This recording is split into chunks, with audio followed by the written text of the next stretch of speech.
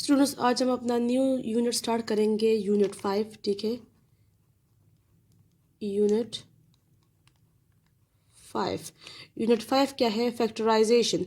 तो फैक्टराइजेशन आपके लिए एक न्यू टॉपिक है, सही है। इससे पहले आपने यूनिट 4 में जो पढ़ा था अलजेब्रिक एक्सप्रेशन और अलजेब्रिक फार्मूलाज के बारे में, और उसमें ज़्यादातर आपने क्या किया था, यानी दो चीज़ों को मल्टीप्लाई करके उसका प्रोडक्ट निकाला था। ठीक है, तो फैक्टराइजेशन क्या है? फैक्टराइजेशन का प्रोसेस उसी से रिलेटेड है। यानी अगर मैं आपको एक मिसाल दूं कि जब हम दो चीज़ों को मल्टीप्लाई करते हैं, ठीक है, इस तरह एक एक्सप्रेशन हमारे पास गिवन है, ये एक्सप्रेशन, और इसको मल्टीप्लाई करना है। क्या करना है? इस 3 को इस फुल ब्रैकेट के साथ मल्टीप्लाई करना है। तो क्या आएगा हमारे पास? 3 को x से मल्टीप्लाई करेंगे, फिर प्लस, और 3 को 5 से मल्टीप्लाई करेंगे, विच इज़ 15। तो इस प्रोसेस का नाम है मल्टीप्लिकेशन। ठीक है, मल्टीप्लिकेशन में क्या होता है हमारे पास कि दो चीज़ें या दो से ज़्यादा भी हो सकती है, उनको हम मल्टीप्लाई करते और हमारे पास एक प्रोडक्ट आता है। ठीक है, मल्टीप्लिकेशन में जो रिजल्ट आ जाए उसको कहते हैं प्रोडक्ट। अब फैक्टराइजेशन में क्या होता है? फैक्टराइजेशन में आपके पास प्रोडक्ट गिवन होगा और आपने उसके फैक्टर्स ढूंढने हैं। यानी ये दो जो है जिनको हमने मल्टीप्लाई किया था, दीज आर फैक्टर्स। ठीक है, ये हमारे पास क्या है? ये फैक्टर्स है। दो फैक्टर्स को हमने मल्टीप्लाई किया, हमारे पास एक प्रोडक्ट आया। इस प्रोसेस को कहते हैं मल्टीप्लिकेशन। अब हम क्या करेंगे? जब इसका रिवर्स करेंगे तो इसका जो रिवर्स प्रोसेस होगा, मैं यहाँ लिख लेती हूँ, reverse process of multiplication is factorisation. ठीक है, तो reverse process of multiplication is factorisation. अब फैक्टराइजेशन में क्या होगा? हमारे पास ये प्रोडक्ट गिवन होगा और इस प्रोडक्ट को लेकर हमने इसके फैक्टर्स निकालने हैं। यानी अगर हमारे पास एक नंबर हो, ठीक है, दो नंबर्स हो, 3 मल्टीप्लाई 5, ठीक है, 3 मल्टीप्लाई 5 है, तो इससे आता है 3 5 ज़ार 15। अब ये दोनों हमारे पास फैक्टर्स है, पहला फैक्टर दूसरा फैक्टर। फैक्टर्स को हमने मल्टीप्लाई किया, हमारे पास एक प्रोडक्ट आया, प्रोडक्ट है 15। अब सपोज हमारे पास प्रोडक्ट गिवन है, ठीक है, प्रोडक्ट हमारे पास एक सवाल है, इसमें हमारे पास एक प्रोडक्ट गिवन है और हमने इसके फैक्टर्स ढूंढने हैं, फाइंड फैक्टर्स। तो हम क्या करेंगे? 15 का एलसीएम लेंगे।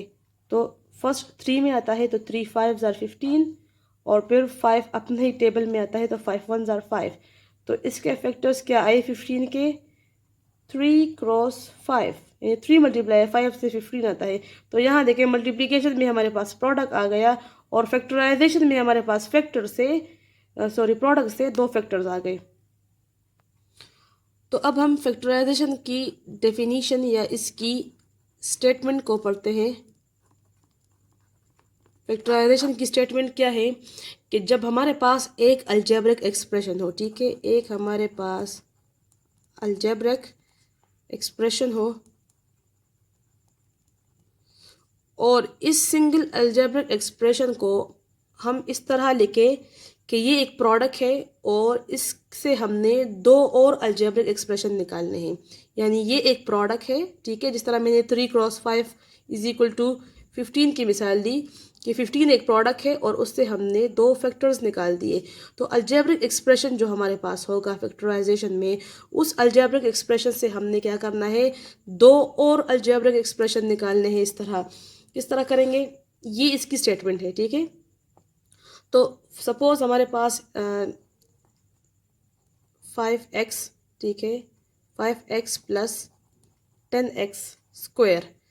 तो 5x प्लस 10x स्क्वायर हमारे पास एक प्रोडक्ट भी है और एक अलजेब्रिक एक्सप्रेशन भी है।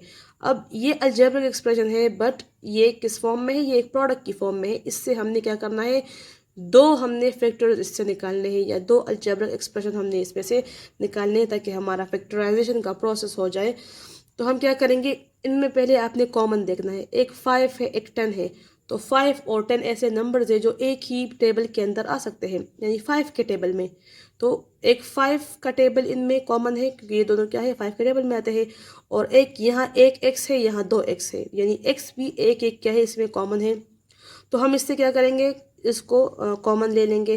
फर्स्ट हमने इससे 5 कॉमन ले लिया क्योंकि 5 1 ज़ार 5, यहाँ मैं लिख लेती हूँ 5 क्रॉस 1 और 5 2 ज़ार 10। तो इन दोनों में क्या है, 5 5 कॉमन आ गया। नेक्स्ट क्या है, एक एक्स, यानी यहाँ 1 एक्स है, यहाँ 2 एक्स है। तो एक एक्स हमने इससे कॉमन ले लिया। अब ब्रैकेट में क्या रहेगा, यहाँ से 5 चला गया, 1 आ गया, ठीक है। तो हम 1 लिख लेंगे।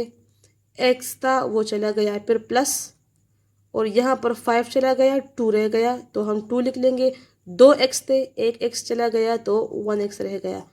तो ये हमारे पास जो एक एक्सप्रेशन आई है, ये दो अलजेब्रिक एक्सप्रेशन है। एक 5x है और एक 5x के साथ मल्टीप्लाई हो रहा है 1 + 2x।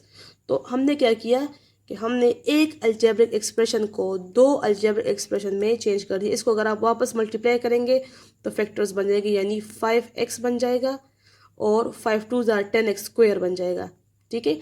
तो अगर आप इसके फैक्टर्स निकालते हैं तो वो कहलाएगा इस तरह। अगर आप इसको दो फैक्टर्स में तकसीम करते हैं तो वो कहलाएगा फैक्टराइजेशन, ठीक है। यहाँ से यहाँ तक जब ये आया है, दिस इज फैक्टराइजेशन। और अगर आप वापस इन दोनों को मल्टीप्लाई करेंगे तो ये वापस ये फर्स्ट अलजेब्रिक एक्सप्रेशन बन जाएगा जो कहलाएगा मल्टीप्लिकेशन, ठीक है। तो अब आपको इनके बीच का रिलेशन पता चल गया कि फैक्टराइजेशन क्या होता है, ये मल्टीप्लिकेशन का रिवर्स होता है।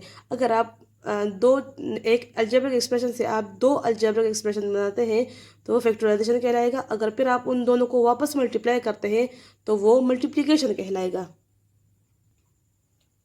अब हम पढ़ेंगे टाइप्स ऑफ फैक्टराइजेशन, यानी फैक्टराइजेशन कितने टाइप्स की हम कर सकते हैं, कितने एक्सप्रेशंस, कितने टाइप्स ऑफ एक्सप्रेशन हम ले सकते हैं और उनकी हम फैक्टराइजेशन कर सकते हैं।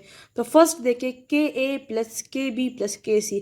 अब ये जो एक एक्सप्रेशन हमारे पास गिवन है, एक जनरल एक्सप्रेशन है, लेकिन क्या है इसमें KA KB KC यानी हर एक में के हमारे पास क्या है, कॉमन है।